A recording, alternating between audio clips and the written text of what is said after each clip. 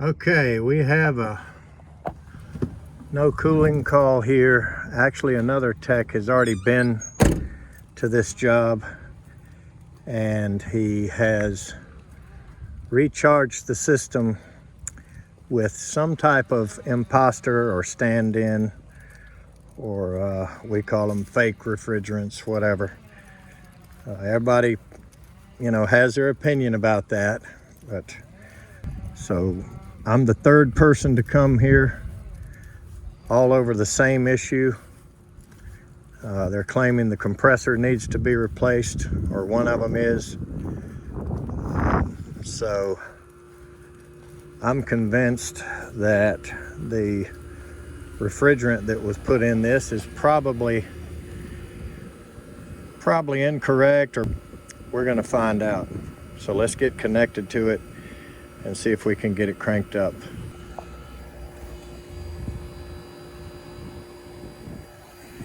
I'm just making that guess based off all the information they have given me on the phone. So let's get connected and see what we got.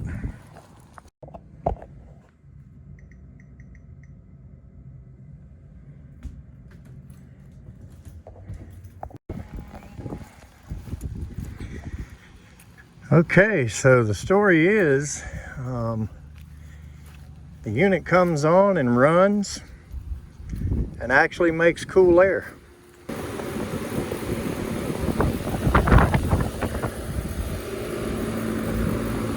can tell you right now what's going on with this thing.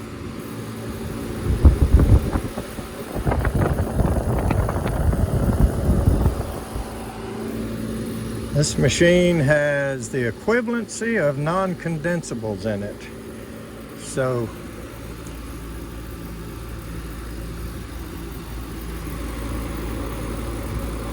we got a hot spot right here. Jeez. Takes all kinds. Let's hook some gauges up to it. All right, just as I suspected, this thing definitely has the symptoms of non-condensables in the charge. Now, non-condensables in the charge can mean it's got oxygen in it, it's got moisture in it, it's got the wrong freon in it. Anything that won't condense properly in the outside condensing coil can definitely give you the same symptoms. So we got one spot here that's right at 100 degrees. Go over here to another spot, and by the way, I've already looked up in the fins. The coil is not clogged. So we go over here to the other side of the machine, and it's extremely less heat coming off of that side of the coil. As you see, it's dropping.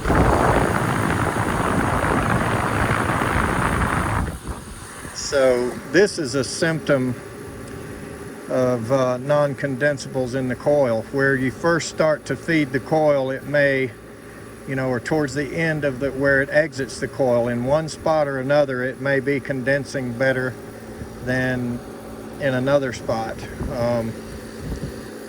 And so we can demonstrate that pretty easy with this thermometer showing us basically 99 and 100 degree air out of here, and we're already down to 94, getting ready to hit 93 straight across them. So let's look at another spot. I'll look at 4 spots or so, and we're still going down right there.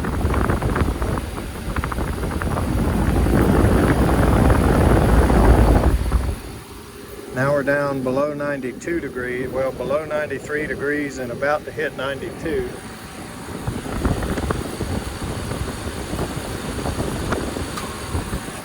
And all we do is just turn the corner and go over here. Now everybody's first reaction to this is going to be the coil is dirty. and it's not. That is the first thing you check. I'll agree with that. Now you see it's climbing right back up already.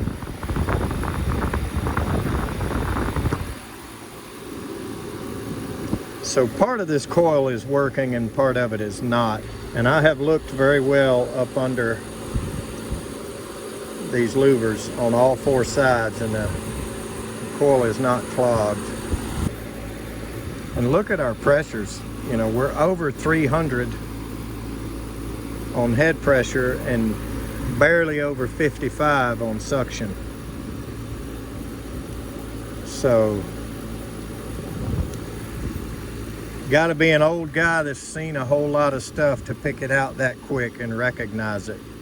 But I guarantee you this has the wrong stuff in it. Now, a lot of these things, like people swear by 407C, they swear by 420 blah blah, blue on, whatever. Now here's this reading.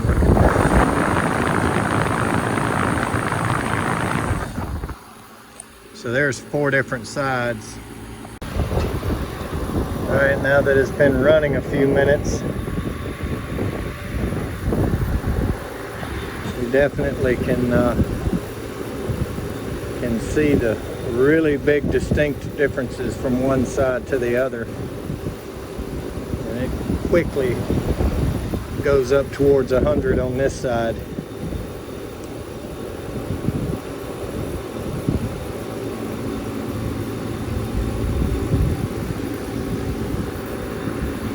Seems like I can feel the most heat right in there.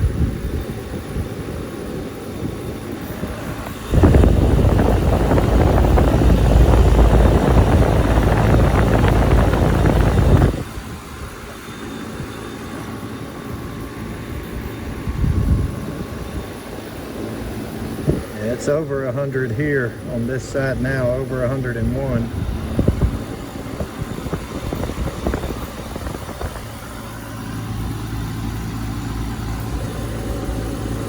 About 101.5 is where it seems to have stabilized. Let's look at the other side. It's going to drop quick.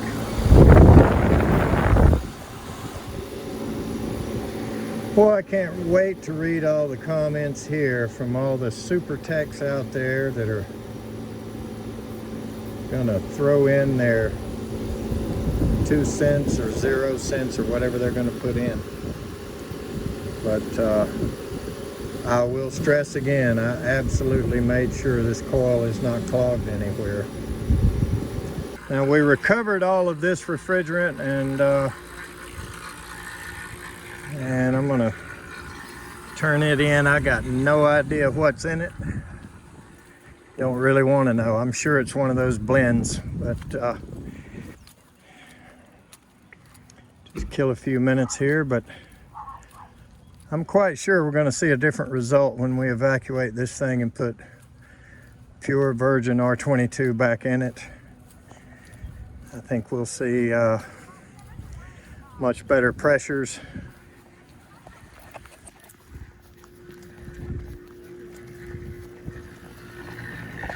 So here I've got a jug here that's never been opened. I'm quite sure we're going to see much better pressures, a lot more even heat coming out of the top. And yes, I'm going to use these junk gauges the whole time. I don't know what they put in this thing. I don't even want to know. 98.5.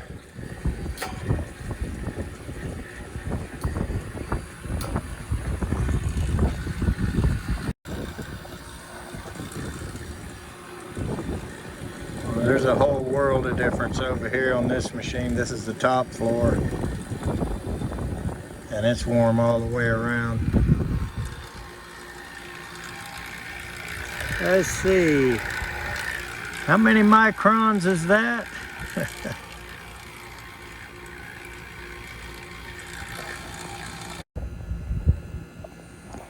All right. So the old school decay test is appearing to be successful. We haven't dropped. I'm not going to do a whole lot for this whole thing. So the complete story is they're doing an addition back here, and that's why some tree work was being done, and we just really want this to work for 3 or 4 months. And they would buy the new unit, but the problem is they're adding almost 800 square feet back here, and I don't want to put you know, a 3.5 ton unit and choke off that much to add ductwork later, unless they were buying a 20 SEER that we could, you know, we could justify and add zoning and let it throttle down. But it's just going to be a straightforward 14 or 16 SEER sale. So anyway, that's why we're going through this much trouble to try to save this thing for a while. And in the old school days, we used to say, would it hold vacuum? So anyway, it's doing pretty good. So I'm gonna fill this thing up and get her back running. Holds a little over 5 pounds in the machine itself. This is a full jug. So I'm not gonna bother to weigh it in. I'm just gonna fill it up the old way. I know what I'm doing. Let's watch and see.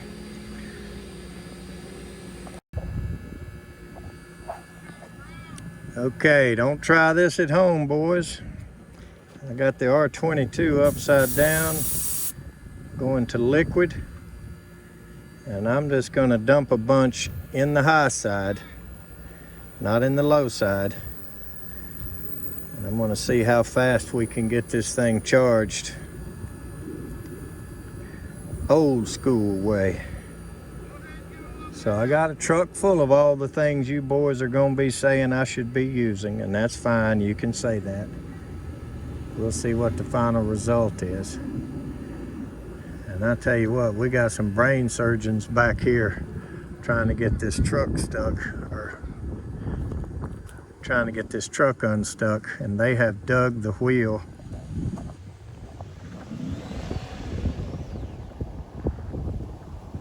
Down in the ground.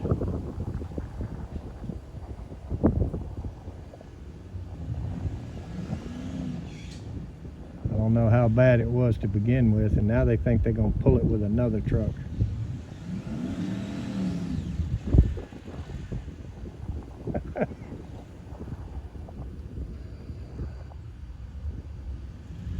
See if they can get it out. They just broke their strap.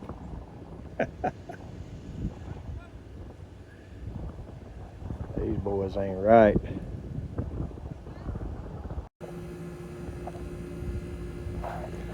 Okay. Standing pressure is about 125, a little over. Feels like we lost a little bit of weight there. So let's crank this thing up and see how our old guess at the charge came out, and we'll top it off from there.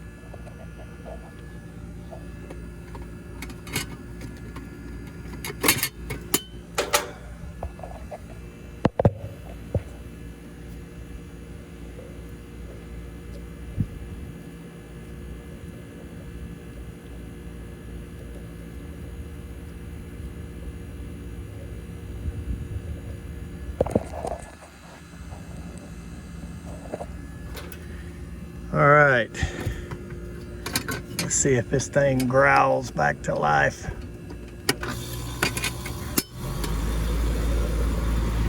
Sounds pretty good.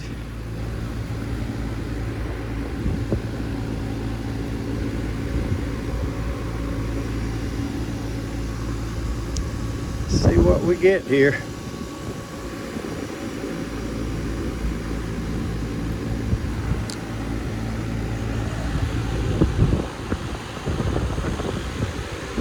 pulling heat already. And I like this a lot better. You can see we are real close at our target. And we certainly got our head pressure down.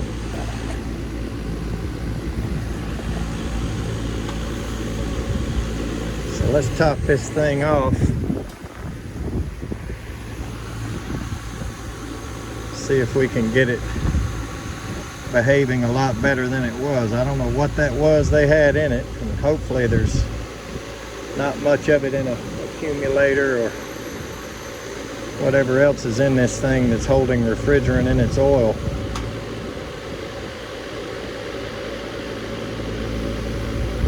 We're pretty close to where we want to be. I'm going to see if I can get this low side to about 65 and hope we don't go far over 200 and let her settle in a little bit.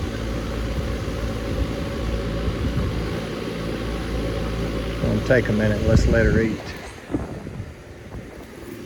We'll take this back to the truck while we're doing it.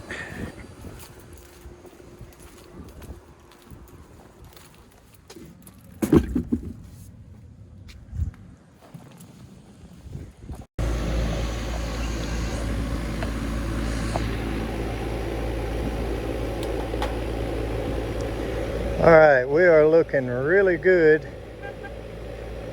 A little over 60 on suction. Right at 200 on head. And she is warm all the way around. Let's keep going a little more. This thing's gonna run fine, I can tell you that now.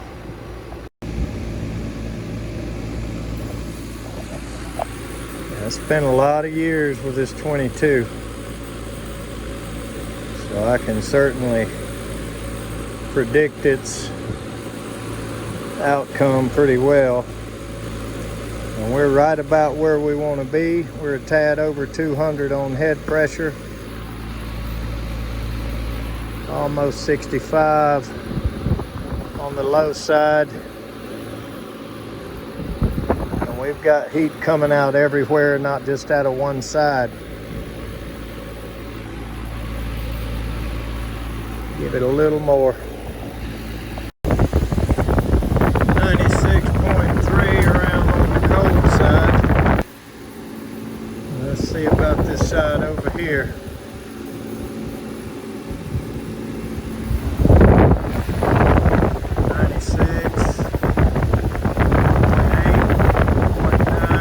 Seven.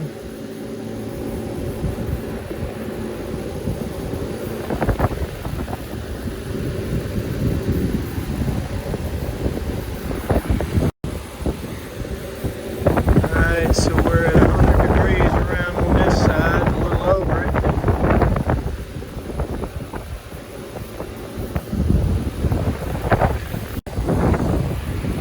97.7 over here on what was the hot side.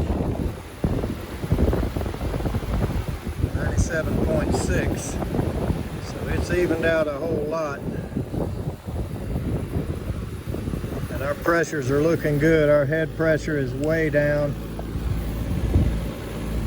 Suction pressure right about 60. Let's see if it'll go up a little bit more. Okay. Almost on 70, right about 68 or 9.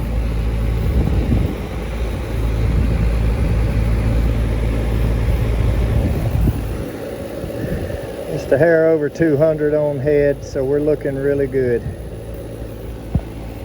I'm gonna unhook this thing and leave it.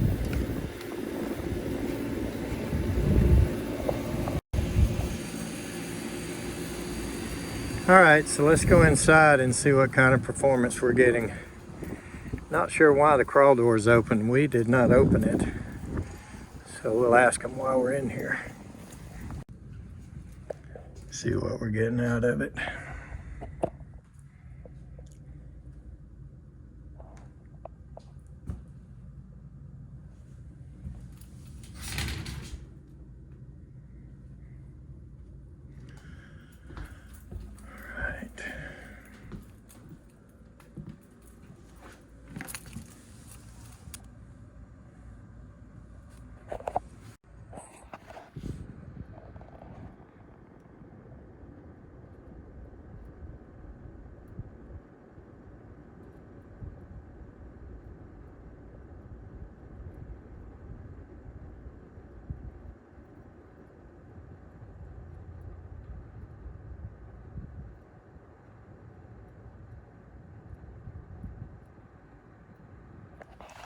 All right, I'm pretty happy with that.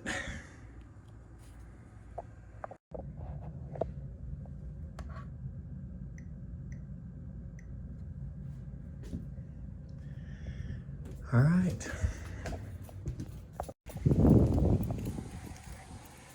Okay, so of course, as always, everybody's opinion is worthy of me reading it and others reading it. So if any of the super techs or any of the normal, humble other service techs want to weigh in with their opinion of what we just saw, then I'd love to hear it. I'm sure a lot of other people would, but there's absolutely no doubt in my mind that we had a faulty charge of some sort. We could call it non-condensables, or we could call it an improper blend. We could call it wrong freon. We could call it whatever we wanted to. But that's definitely what was going on.